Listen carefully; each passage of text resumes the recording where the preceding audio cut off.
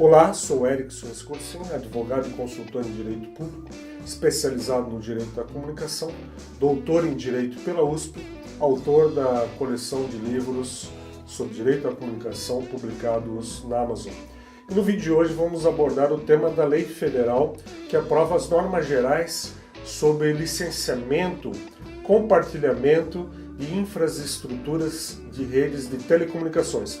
Essa norma federal, ela contém os critérios para facilitar a realização de investimentos nos setores de infraestruturas de redes de telecomunicações. O que são redes de telecomunicações? São as redes de antenas de celulares, são as redes de cabos e fibra óticas que são espalhadas pelas cidades brasileiras.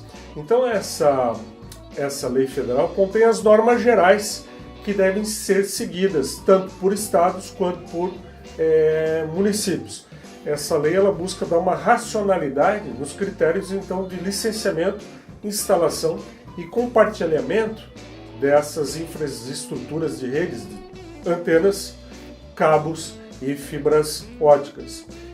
Mas o problema é que muitas legislações municipais não são compatíveis com essa lei federal. É um conflito, de um lado, entre as regras ditadas pela União no exercício de sua competência privativa para legislar sobre os serviços de telecomunicações e as regras ditadas pelos municípios brasileiros, por exemplo, no caso das instalações de antenas de telefonia celular.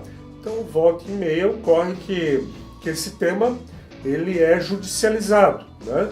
Existem as controvérsias, sendo que o espírito da lei federal, né, dessa lei 13.116 de 2015, até ela conhecida no meio profissional como a Lei Geral de Antenas, o objetivo da lei federal é estimular a ampliação da rede de telecomunicações até para favorecer a prestação do serviço de telefonia móvel e internet por banda larga móvel, né? E esse conflito ainda não há uma solução final no judiciário, né? E também existem outros temas paralelos em relação a essa questão de infraestruturas de rede. Por exemplo, alguns municípios brasileiros, como o caso do município de Curitiba, existe uma lei que determina o cabeamento subterrâneo dentro da cidade, ou seja, que todo cabeamento, né, do serviço de telefonia fixa ou serviço até de energia elétrica, ele seja subterrâneo, né, que as empresas, o poder público municipal determina que as empresas, tanto de telecom, de TV por assinatura, quanto de energia elétrica, eles façam o enterramento dessa rede de cabos. Esse tema também ele está em análise do Supremo Tribunal Federal, né? Não existe ainda uma posição definitiva dentro do Supremo Tribunal Federal a respeito da constitucionalidade dessas leis que determinam o cabeamento subterrâneo, né, das redes de cabos. O objetivo, né, a gente sabe que o objetivo do legislador municipal e tanto das prefeituras é louvável, né?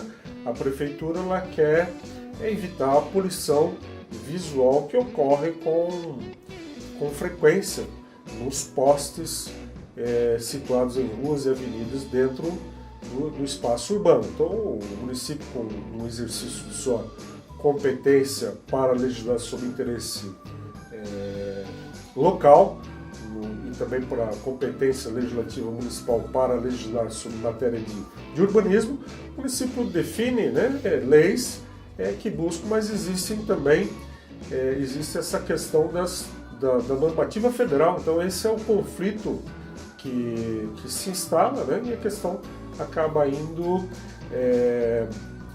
parar no judiciário. Então, repetindo que não há ainda uma decisão final, uma jurisprudência ainda sólida do Supremo Tribunal Federal em matéria de infraestrutura urbana, e essa infraestrutura relacionada aos serviços de telecomunicações, TV por assinatura e também, por tabela, a infraestrutura de energia elétrica, porque os postes de energia elétrica, eles são usualmente compartilhados entre as empresas de energia elétrica e as empresas de telefonia, TV por assinatura e internet.